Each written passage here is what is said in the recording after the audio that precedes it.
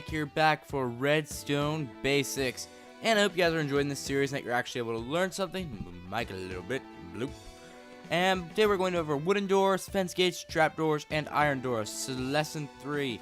So let's get right into this. We're going to start with lesson 1, doors. And first thing to point out is that doors are exactly alike, iron and wooden ones. The only difference is wooden ones you can open with your fist. And there's a train going behind me, and that is the loud horn you hear. So I am talking loudly so you can make sure you can hear my voice. Okay, 1A, doors, open when they're powered by redstone. Or you could fist this one. From doors, when they're powered below, they open when they receive power to the block below them. Or directly below them, but you can't really do that. The doors can take power from any side. See? Nice. Moving on, 1D. Doors, forgot to have one in my hand. Whenever they're placed, even if this lever is on, do not, oops, okay, it was not on there. Now it is on. If that lever is on, the door will not open even if it is receiving power. You have to re-update it so that the door will realize. That is not really a bug, but just kind of thing. Double action. Doors, when they're placed next to each other, will open like this. It's not really a redstone thing, but they work a little differently. But, important thing to note, when you're powering them, they do not one door. That one only opens. You will still have to power this one over here separately. That's 1E. Moving on. 1F. And why did I build these so close? That was stupid of me. No mixing. The doors do not do this fancy little thing when you have a wooden and iron one together. However, the wooden ones with wooden ones will do the fancy thing, and the iron ones with irons will do the fancy thing. They do not mix. 1G. Power through another. If you power any of the blocks adjacent to this door, it will receive power. I can break this one. It'll turn off. I can place a block here. Place a piece of redstone. Run some power to it. And it'll be getting power. It's not getting power from there. So any block adjacent to it that you get power will receive power. That is 1G.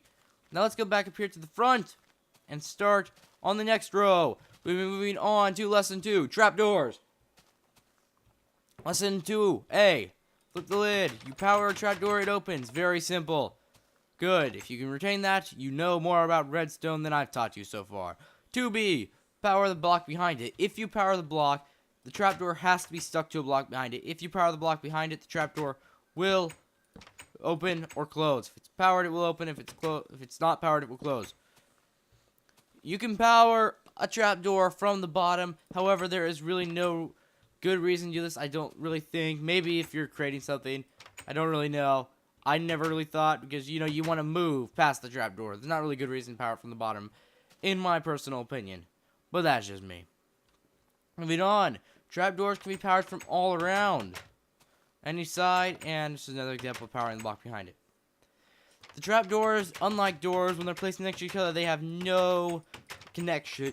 Nothing happens. They're just hang on by themselves or whatever. Together means nothing. Moving on, down the pipe. Trapdoors can be placed over holes. This is if you do not know the function of a trapdoor. They can be placed over holes, and I can go down there, place some ladders, and all fancy stuff. So there we go, guys. That is trapdoors. Moving back up here to the top, we are blazing through this today.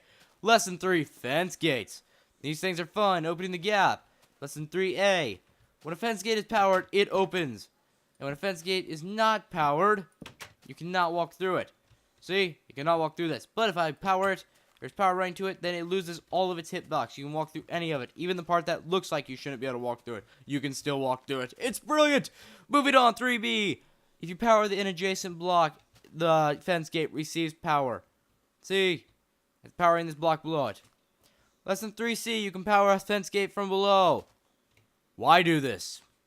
Lesson 3D, yes, now playing in digital 3D. Fence gates look fantastic next to each other. They do have a nice connection. And the way you open them, the gates will go the opposite way that you are facing. So if I'm back here, they'll go that way. So, fence gates look phenomenal right next to each other, I'd just like to say. And they also connect excellently with fences, which is why they exist, because back in the old days when you had to do fences with doors in them, it looked like crap. So, that is it for today's really redstone tutorial. I hope you have enjoyed and you have learned something new about redstone. And we will not be doing a basic thing next time. Well, it will be basic, part of the Redstone basic series, but I will not be just setting up a display like this to show you what items do. Next time, we will actually be creating something in Redstone. So I hope you are excited, because it is going to be hard. Anyways, I hope you have enjoyed.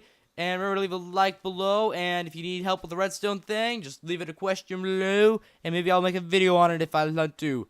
Thank you, and I will see you next time. Bye-bye.